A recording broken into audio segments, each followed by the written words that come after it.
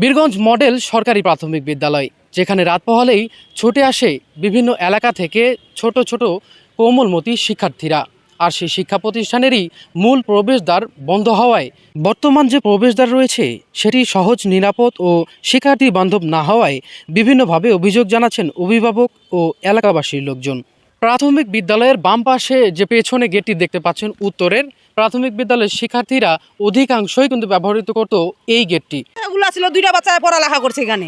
আগে সামনেই তো একটা দরজা ছিল, সামনের দরজাটা বন্ধ করে ওরা গ্যারেজ বানাইলো বাচ্চাদের জন্য, ভালো কথা বানাইলো। এখন গার্ল স্কুলটা কোভিড কিবা হাই স্কুলটা হইলো, ওই স্কুল থেকে এখানে প্রাচীন মারে দিল।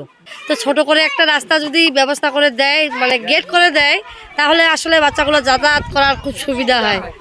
আবার হচ্ছে ওই যে সামনের সাইডে একটা রাস্তা দিয়ে যাচ্ছে, ওই পাশে নর্দমা, কুকুর সব মিলিয়ে আর কি অনেক সমস্যা। তো আমাদের মায়েদের তো এই নিয়ে অনেক প্রবলেম হয়ে যাচ্ছে। এটা খুব নোংরা জায়গা, একবারে মানে এত গ্যাস পোছা, মানে একবারে একেবারে সুস্থ লোক অসুস্থ হয়ে যায়, এই দিক দিয়ে যাইতেই চায় না। কথা হলো ওরা মহিলা কলেজ গেট বন্ধ করছে, ভালো কথা, আমাদের একটা যদি মিনি গেট হয় তাও আমাদের চলবে। বাম পাশে দেখতে পাচ্ছেন যে একটি প্রাচীর রয়েছে, যেটি নতুনভাবে গড়ে উঠেছে। প্রাচীরের অপোজিট সাইডে দেখতে পাচ্ছেন বীরগঞ্জ মহিলা কলেজ রয়েছে, যেই মহিলা কলেজের দুইটি প্রবেশদ্বার রয়েছে। তদ্রূপভাবে মডেল সরকারি প্রাথমিক বিদ্যালয়ের যে একটি কিন্তু পকেট গেট নেই, সেই পকেট গেটের জন্যই কিন্তু উত্তর এবং পশ্চিম যে রাস্তাটি রয়েছে সেই রাস্তায় 3 থেকে 4টি মোড় রয়েছে। সেই মোড় অতিক্রম করার পরে কিন্তু তারা এই প্রাথমিক বিদ্যালয়ের যে অপোজিটে যে গেটটি রয়েছে, যেই গেটটি ব্যবহার করছে। আগে আমাদের ওইখানে একটা গেট ছিল, আমরা ওই দিক দিয়ে মডেল স্কুলে যাইতাম। এখন ওই গেটটা বন্ধ করে দিয়েছে। এখন মাঝে মাঝে কলেজের গেটটা খোলায়, তখন আমরা কলেজের গেট দিয়ে মডেল স্কুলে যাই।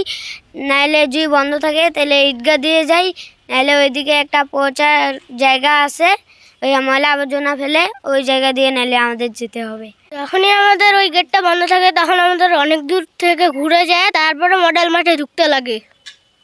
এখন তোমরা কি চাও? এখন আমরা চাই গেটটা খুলে দেখ।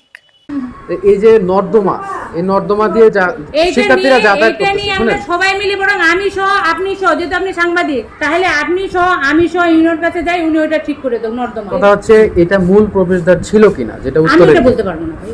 ওয়ালটা দেওয়াতে ওইটা গেট পাচ্ছে না, বাচ্চারা খুব কষ্ট হচ্ছে।